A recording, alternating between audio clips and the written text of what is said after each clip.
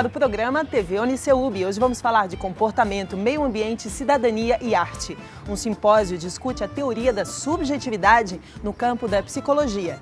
Em estúdio vamos tratar de corrupção. E para encerrar, um bate-papo descontraído com os artistas da cidade que tem Brasília como inspiração. E o Nietzsche falava que nós temos a arte para não morrer da verdade. O programa TV Uniceub está começando agora.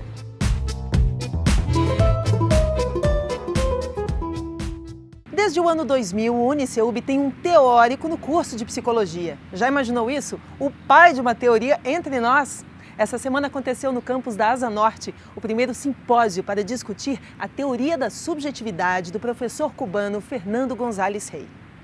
Teoria não é algo que se explique em um minuto, mas para se ter uma ideia, ela parte do princípio de que todos somos racionais, mas vez por outra o irracional toma conta de nós. No entanto, a reação a uma mesma situação acontece de formas diferentes para pessoas diferentes devido às nossas subjetividades, aquilo que existe de único em nós e no social.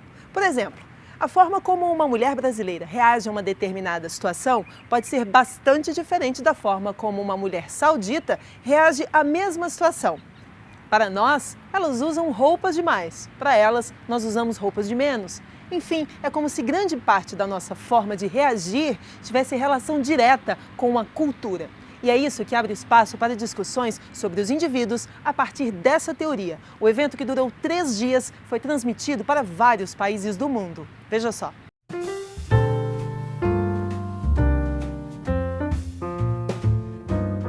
Fernando é um cubano provocador. Eu acho que a ousadia dele é que fez com que a teoria dele tivesse a expressão que tem. É um grande privilégio, né? Eu acho que existem poucos professores universitários ou poucas instituições como o Uniceub tem, que tem no quadro docente como professor um teórico. Alguém que tem uma teoria que não se restringe a um grupo muito específico, né? Vocês podem ver pela abrangência desse evento que são quase todos os estados do Brasil, diferentes países interessados. É muito bom tê-lo perto da gente aqui e aprender com ele, de um autor que está em processo permanente de desenvolvimento e a teoria um processo permanentemente vivo. Estudar a subjetividade hoje implica pensar nos processos das pessoas, dos contextos que elas participam, das famílias, ou seja, sair dessa ideia de que subjetividade é uma coisa que está nas pessoas. Quando nós falamos subjetividade hoje, na psicologia e nas ciências humanas e sociais em geral, é numa ideia de que estamos estudando pessoas, contextos, cultura.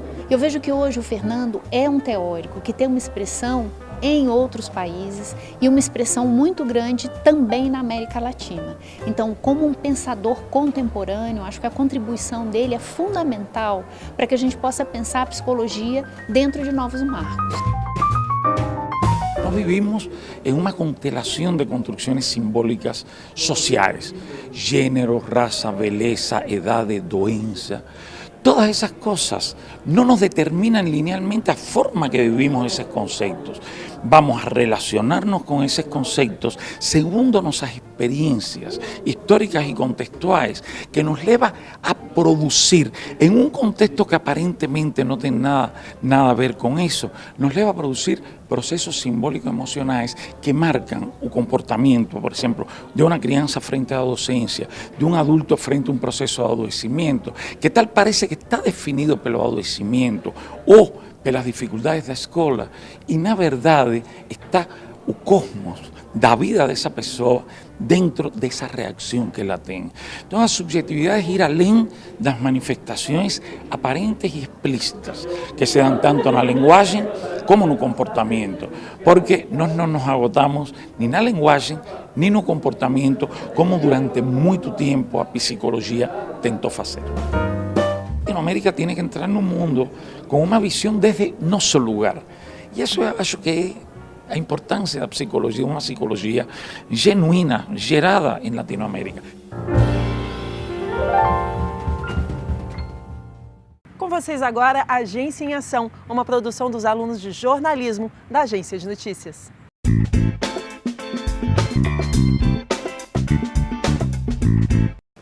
Começa mais uma Agência em Ação. Gabriel, você se estressa muito no trânsito? Olha, Larissa, eu não, mas eu conheço muita gente que esquenta a cabeça. Inclusive, nessa semana que passou, teve o Dia Nacional do Trânsito e nós fizemos um material sobre estresse ao volante. Por que será que as pessoas se xingam tanto, né? Nós fizemos um material sobre isso. Confira aí. Tomei uma outra faixa para continuar o meu caminho, só que eu não tinha visto um outro veículo que vinha atrás no ponto cego do carro e ocorreu eu fechei o indivíduo sem intenção. Eu encostei e aí a gente começou a discutir. Foi quando ele me deferiu um tapa e aí a gente entrou em luta corporal. Peguei nas pernas dele, dei uma baianada e levantei ele para arremessar no chão. E aí ele me puxou uma arma e foi um tiro a queima-roupa de .40. E aí assim que eu caí no chão, né, ele botou ainda a arma apontando para mim no chão. E aí eu comecei a rastejar indo para o meio do asfalto e rapidamente já começaram a parar os veículos, aí ele entrou no veículo dele, saiu. Ninguém está no trânsito porque quer. A gente está geralmente se transportando de um lugar para o outro. Geralmente com pouco tempo, atrasado, uma série de pressões estão presentes nesse contexto, que é uma situação de tomada de decisão, geralmente não é muito agradável e tem muitas pressões. Esse é um fator. Isso é o contexto básico. Nós também fizemos um material especial sobre a tragédia de Mariana, não é, Gabriel? Exatamente, Larissa. 2 anos depois daquele desastre, os reflexos ainda são visíveis. Eu conversei com um perito que coletou as provas do crime. Roda a entrevista.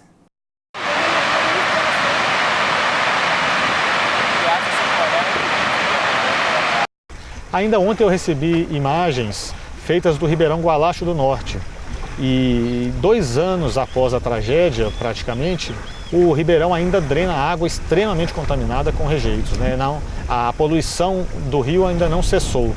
Então é muito provável que em vários aspectos ecológicos, flora, qualidade de água, o impacto de forma global ele não seja nunca mais completamente recuperado. Nós vamos ter que tratar o rio aí como um rio eternamente maculado por esse desastre. As imagens sempre eram feitas de muito longe porque para caber toda a dimensão do desastre dentro de um monitor de TV ou de uma foto de jornal. Quando você vê aquilo e você chega no campo, na casa da pessoa e vê brinquedos, vê utensílios domésticos, vê fotos de família jogados quilômetros e quilômetros a fio, esse contraste entre o micro, a proximidade daquela realidade das pessoas que estavam ali e toda a dimensão da tragédia que precisa ser vista de longe para que caiba numa imagem midiática, essa discrepância, esse choque foi o mais impactante para mim.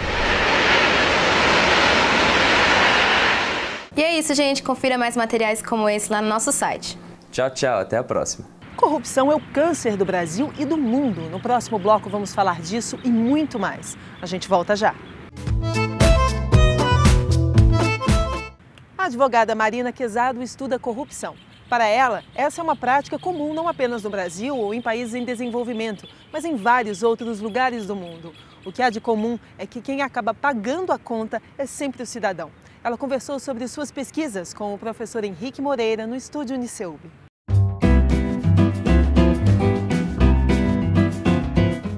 Infelizmente, vivemos num tempo em que poder e criminalidade são coisas muito próximas. É inegável o potencial que esse tipo de relação tem de causar danos à sociedade, principalmente no que diz respeito aos direitos individuais e ao bem comum. Por isso, convidamos a professora Marina Quezado Soares, doutoranda em Direito e Ciência Política pela Universidade de Barcelona, para conversarmos sobre este assunto. Ela participou como palestrante de um seminário aqui no Uniceub, em que o dano social causado pela corrupção foi um dos temas principais. Professora, muito obrigado por sua presença, é um prazer tê-la conosco. O prazer é meu, obrigada. Professora, você defende a ideia de que a corrupção viola os direitos humanos e que, dessa forma, causa um grande dano social. Como é que isso acontece?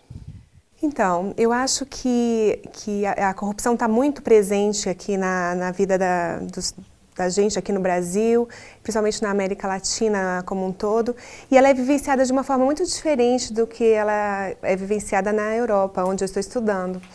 E eu acho que a corrupção aqui, ela priva as pessoas de ter acesso aos seus direitos e às suas necessidades mais básicas.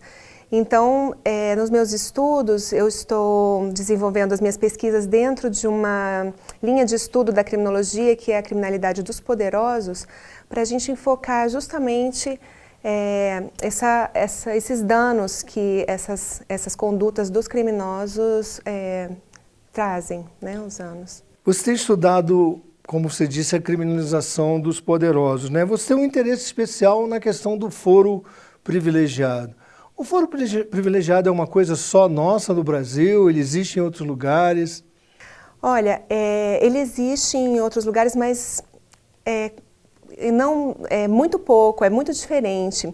Eu tive a sorte de ir para a Espanha, onde na Europa é quase que o único lugar que tem também a prerrogativa de foro. Lá eles têm muitas autoridades, um número bem elevado de autoridades que tem prerrogativa de foro, e o debate lá também está muito grande, como aqui, né? Então, eu ainda estou analisando, tenho a possibilidade de fazer essa comparação lá com a Espanha para ver como funciona lá e como funciona aqui e tentar trazer alguma contribuição para a discussão desse instituto aqui. É uma coisa importante, né? Num artigo bem recente, você defendeu a ideia de que é preciso a gente entender essa questão da corrupção e da criminalidade como algo global, que não acontece só aqui no Brasil.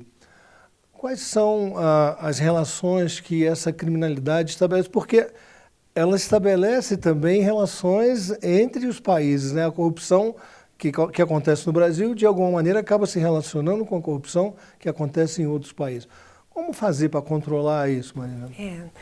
Hoje, bom, se a gente analisa em nível global, eu tive a oportunidade de apresentar no seminário, por exemplo, umas estatísticas sobre a percepção global da corrupção, e mais de 2/3 dos países analisados já estão num nível de corrupção assim que já está sendo considerada endêmica, já é um nível de percepção da corrupção, ela se alastrando por vários países, até países que não tinham tradição tanto agora a corrupção é um problema dos maiores que a população daquele país vive. E toda a questão hoje, quando a gente analisa em termos globais, mostra como que eles estão relacionados, até porque, por exemplo, a corrupção implica numa lavagem de dinheiro que envolve outros países. Há muita discussão também de negócios de empresas estrangeiras com os países corruptos, como em alguns lugares sequer a corrupção era considerada crime, porque considerava que era a forma de fazer negócio, né? Se aquela empresa estrangeira tinha que negociar com um país que já a corrupção já é uma rotina ali, eles consideravam que estava bem pagar propina para o agente estrangeiro. Então, realmente tem uma discussão aí em nível global. Você considera que o aumento da realidade... Na realidade, a corrupção ela sempre existiu. Eu acho que o que acontece agora é que a gente tem uma percepção melhor, né, por conta dos meios de comunicação, pelo avanço das mídias sociais, né, da democracia participativa. Eu acho que essa percepção aumentou. Seria isso? A gente sabe que a corrupção sempre existiu em qualquer sociedade, em qualquer tempo, em qualquer época. Mas realmente eu acho que a gente vive desde a década de 90, a gente vive um momento de dar mais ênfase à criminalidade de colarinho branco. E isso vem com todas as medidas que foram tomadas em nível global para ter mais atenção às novas legislações e tal. Isso permitiu esse enfoque. Mas também é uma... eu percebo muito isso da sociedade ver que o sistema penal já esteve por muito tempo voltado às classes mais desfavorecidas e que agora a gente precisa também mudar, né, dar uma olhada na criminalidade. Andar de cima, como a gente diz. Marina, você participa do grupo Candango de Criminologia. Qual é o objetivo desse grupo e o que vocês têm feito para dar visibilidade a essas questões? Então, o nosso grupo, o Grupo Candango de Criminologia, foi fundado em 2004 na Universidade de Brasília e reuniu estudiosos, pesquisadores que desenvolveu suas pesquisas no campo da criminologia, principalmente na criminologia crítica. A gente realiza várias pesquisas dentro dos diversos temas que a criminologia crítica analisa. Então tem muito assunto. Com certeza. Ok. Marina, muito obrigado por sua presença, foi um prazer, uma honra tê-lo conosco. Espero contar com a sua presença em outras oportunidades. Eu que agradeço. A edição do Estúdio Uniceub dessa semana termina aqui. Entre na nossa página, nos envie uma mensagem dizendo que assunto ou pessoa você gostaria de ver aqui nos próximos programas. Até domingo que vem, às 10 da manhã, aqui na Band. Até lá! E no próximo bloco, os artistas que abraçaram Brasília como tema principal. Não saia daí, a gente volta já. Eles são ex-alunos do Uniceub de Arquitetura e Publicidade e têm em comum de seus talentos a arte. Para Fernando Camargos e Rodrigo Nardotto, Brasília é o tema principal de seus desenhos e pinturas. Cada um a seu modo, ajuda a construir a história da arte na capital à medida em que eles, de alguma forma, são construídos pela cidade.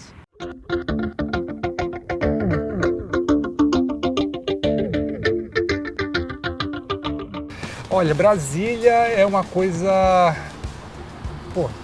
Yuri Gagarin, quando ele deu a primeira volta, quando ele olhou Brasília, falou, cara, isso aqui é coisa de louco, é outro planeta. E também quando ele foi recebido aqui, né? E o modernismo, a vanguarda de Brasília, toda a autenticidade de Brasília, eu acho que é o fundamental para despertar, do despertar da arte, né? Quando a gente começa um trabalho criativo, ele vai evoluindo como se fossem capítulos, né? Então, quando eu comecei a estudar as cores através de plantas, de ornamentos e tal. E aí, quando eu despertei realmente para Brasília, quando a Brasília me arrebatou de fato artisticamente, eu comecei fazendo uma série chamada Óbvia Brasília, né, que pintando Brasília de uma ótica meio turista, né, do óbvio de Brasília. Depois eu pintei as placas interrompidas, que foi as placas de Brasília que já são, por si só, bem diferentes, né? Atropeladas, pichadas, batidas. E depois da Óbvia Brasília deu aquele ato criativo, né? Aí você pensa assim, o que vai acontecer, o que eu vou pintar? Aí eu pesquisando, fui nos impressionistas, aí me veio a simples conexão de A com B, né? Todo o processo criativo. Como teria sido se Van Gogh tivesse vindo pintar Brasília? E agora, o que eu fiz por último no ano passado foi uma visão dos IPs. Voltei para o estudo da cor, né? Adquiri uma nova fase que eu estou chamando agora de fase turquesa, que tudo tem o turquesa como matiz principal, né, da cor.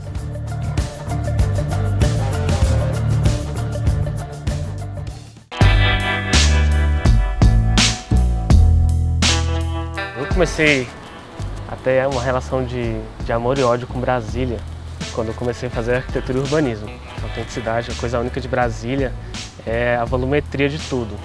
A escala monumental. A escala monumental e devido à luz, o jogo de sombra, você consegue ver perfeitamente o volume de tudo, né?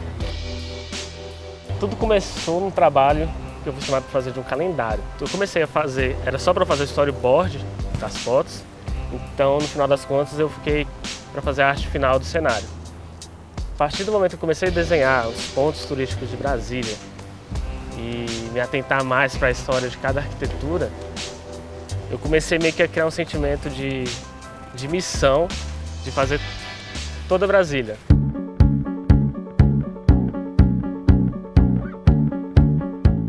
Eu escolhi, né, usar o traçado pela questão de trabalhar, diferente de você, que isso que é legal, né? Trabalhar só o preto e o branco e a sensação de traçado, a textura do traço, a textura do lápis, a textura do nanquim, sabe? Mesclar os dois. Você percebeu que isso também, que às vezes a sua visão começa a dar tipo um zoom, você começa a observar mais detalhes, você vê pequenas coisas que quando você vê na escala monumental, nem passa. Sim. Quando eu comecei a estudar arte, foi com a Deia Francischetti, ela foi minha professora do curso de comunicação lá do CEUB.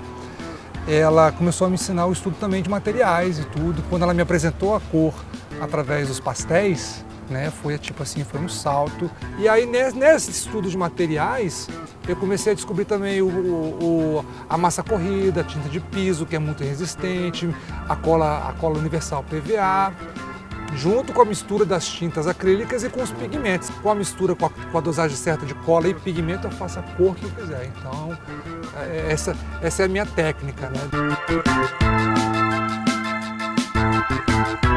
Quanto ao estilo, se eu fosse me classificar numa escola de arte, eu me classificaria como expressionista. Como eu te falei, a linha e o traço, elas não são prioridades para mim. A prioridade para mim é a cor. O que eu faço, no final das contas, é uma cópia, né? Eu tento capturar a realidade e eu me utilizo, é como se fosse um filtro de mim mesmo, de como eu estou vendo aquilo, né? Então, eu vou no local, eu levo meu caderninho de desenho, faço um rascunho no papel normal, papel físico, com lápis mesmo, sem nanquim, sem nada. Aí, então, eu recorro a pesquisas. Às vezes eu tiro foto, às vezes eu procuro no Google, em fotógrafos. Então, depois de fazer a pesquisa, eu vou para a ilustração digital. Na ilustração digital, eu só dou uma olhada rápida no desenho que eu fiz à mão mesmo e coloco a foto do lado, as fotos que eu tirei, várias fotos, e vou fazendo o traçado. A ilustração digital, assim, eu acabei indo para ela porque ela é econômica.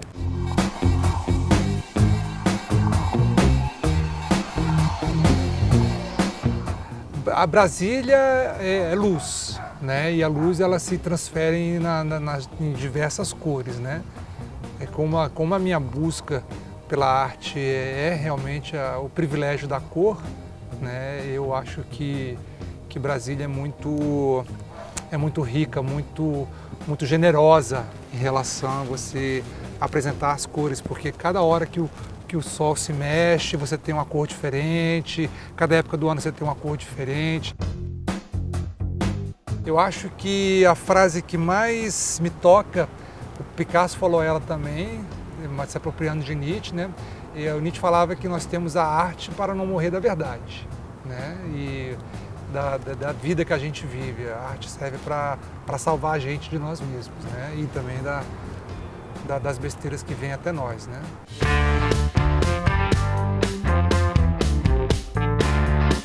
Bem, o meu também é do Nietzsche. Eu me baseio bastante, quase sempre na vontade de potência. Sempre que eu termino algo, eu faço uma releitura daquilo que eu fiz para poder evoluir, para não ficar parado numa constância. Eu sempre quero almejar novos capítulos, almejar novos trabalhos. Eu não consigo ficar parado, então é a vontade de potência do Nietzsche que eu tento basear a minha vida.